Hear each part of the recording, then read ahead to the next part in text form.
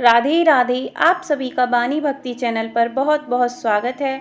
आप सभी कैसे हैं यह बताने के लिए कमेंट बॉक्स में राधे राधे जरूर लिखें। राधा रानी आप सबका कल्याण करेंगी। आज की वीडियो में हम योगिनी एकादशी व्रत की कथा के बारे में जानेंगे।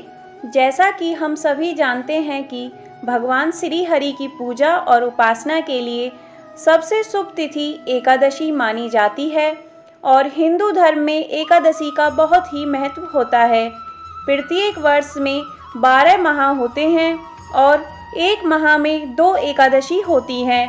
अमावस्या से 11वीं तिथि शुक्ल पक्ष की एकादशी कहलाती है। इसी प्रकार पूर्णिमा से 11वीं तिथि कृष्ण पक्ष की एकादशी तिथि कहलाती है। इस प्रकार हर माह में 2 एकादशी होती हैं। जिस वर्ष में अधिक मास होते हैं उस साल 2 एकादशी बढ़ने के कारण 26 एकादशी एक साल में आती हैं। यह एकादशी व्रत प्राचीन समय से चला आ रहा है। एकादशी तिथि जैसा कि प्रत्येक मास में 2 बार आती हैं, एक कृष्ण पक्ष में और एक शुक्ल पक्ष में। इसी तरह आषाढ़ मास के कृष्ण पक्ष में पड़ने वाली एकादशी को योगिनी एकादशी के रूप में मनाया जाता है।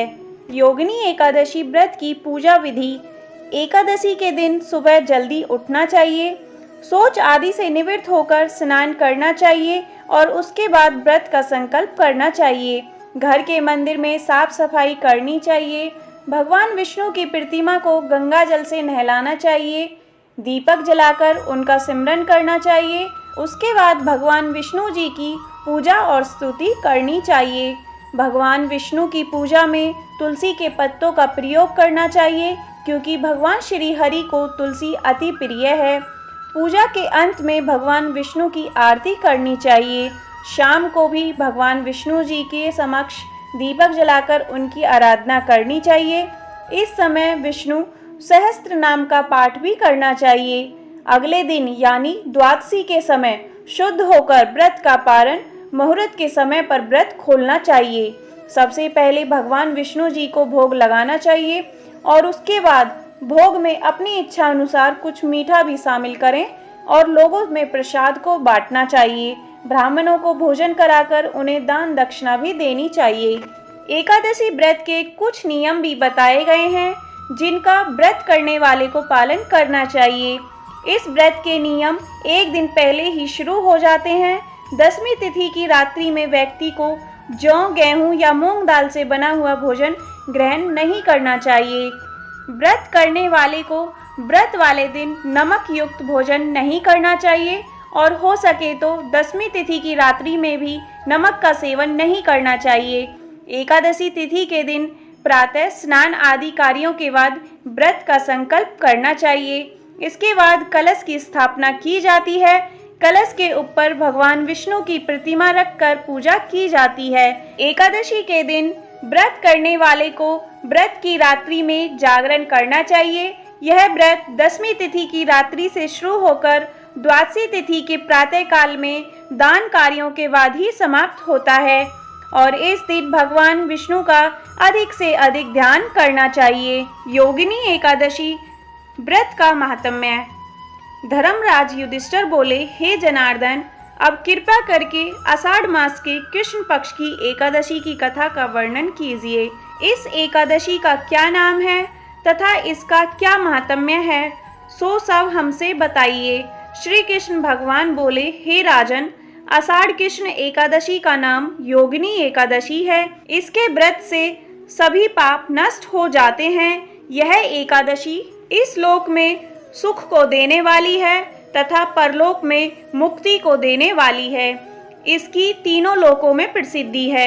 मैं अब पुराणों में कही गई एक कथा कहता हूँ, ध्यान पूर्वक सुनो। अलकापुरी नामक नगरी में कुबेर नाम का एक राजा राज्य करता था। वह प्रतिदिन नियमित रूप से शिव भगवान की पूजा किया करता था। हेम नाम का एक माली पूजन के लिए उसके यहाँ रोजाना फूल लाया करता था। उस माली की विशालाक्षी नाम की एक अत्यंत सुंदर स्त्री थी।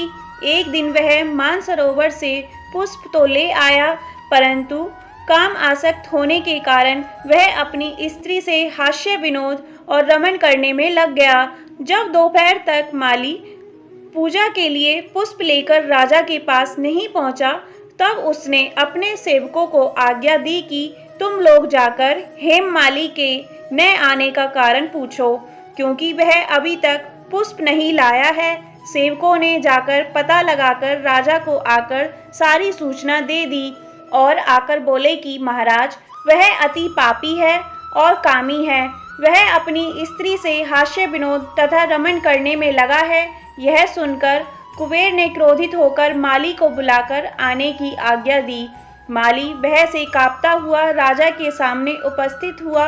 उसे देखकर क्रोध के मारे राजा के नेत्र लाल हो गए और फिर कहने लगा, अरे पापी, नीच, कामी, तूने मेरे परम पूजनीय ईश्वरों के ईश्वर श्री शिवजी महाराज का अनादर किया है, इसलिए मैं तुझको श्राप देता हूँ कि तू स्त्री का वियोग सहेगा और मृत्युलोक में जाकर कौड़ी होगा। कुबेर के शाप के कारण वह माली स्वर्ग से पृथ्वी पर जा गिरा और उसी क्षण कौड़ी हो गया। उसकी स्त्री भी उसी समय उससे अंतर्ध्यान हो गई। मृत्युलोक में आकर हेममाली ने महान दुख भोगे। भयानक जंगलों में बिना अन्न और जल के भटकता रहा। रात्रि को निद्रा भी नहीं आती थी, परंतु शिव जी की पूजा के प्रभाव से उसको पिछले जन्म की स्मृति का ज्ञान अवश्य रहा। घूमते घूमते एक दिन वह मार्कंडेय ऋषि के आश्रम में जा पहुंचा। मार्कंडेय ऋषि अत्यंत वृद्ध थे। उनका आश्रम ब्रह्मा की सभा के समान लगता था। हेममाली वहां जाकर उनके चरणों में गिर पड़ा। उसको देखकर ऋषि बोले कि तूने कौन से ऐसे कर्म किए हैं जिससे तू कौड़ी हुआ और महान दुख भोग रहा है। इस पर हेममाली ने बोला, हे मुनि, कुबेर का सेवक हूँ। मैं राजा की पूजा के लिए रोजाना पुष्प लाया करता था। एक दिन अपनी स्त्री के साथ विहार करते करते देर हो गई और दोपहर तक पुष्प लेकर न पहुंचा, तो उन्होंने मुझे श्राप दे दिया कि तू अपनी स्त्री का वियोग सहते हुए मृत्युलोक में जाकर कौड़ी बन जा और दुख भोग। इससे मैं कौड़ी हो गया हूँ और महान दुख भोग रहा हूँ। अतः आप कोई ऐसा उपाय बताइए जिससे मेरी मुक्ति हो। यह सुनकर मार्कंडेय ऋषि बोले कि तूने मेरे सामने सत्य वचन कहे हैं, इसलिए मैं तेरे उद्धार के लिए एक व्रत बताता हूँ। यदि तू आषाढ़ मास के कृष्ण पक्ष की योगिनी नामक एकादशी का विधि पूर्वक व्रत करेगा तो तेरे समस्त पाप नष्ट हो जाएंगे। इस पर हेममाली बहुत प्रसन्न हुआ और मुनि के वचनों के अनुसार योगिनी एकादशी का विधि पूर्वक व्रत किया, जिसके प्रभाव से वह फिर अपने पुराने रूप में आ गया और अपनी स्त्री के साथ विहार करने लगा। हे राजन, इस योगिनी एकादशी की कथा का फल 88 सहस्त्र ब्राह्मणों के भोजन कराने के बराबर है। इस व्रत के प्रभाव से समस्त पाप दूर होकर अंत में स्वर्ग की प्राप्ति होती है। इस तरीके से योगिनी एकादशी व्रत की कथा समाप्त होती है। आज की कथा अच्छी लगी हो तो वीडियो को लाइक करें, ज़्यादा से ज़्यादा शेयर करें और नोटिफिकेशन की बेल को भी ऑन करें, जिससे आने वाली नई वीडियो की जानकारी आपको सबसे पहले मिल सके। धन्यवाद।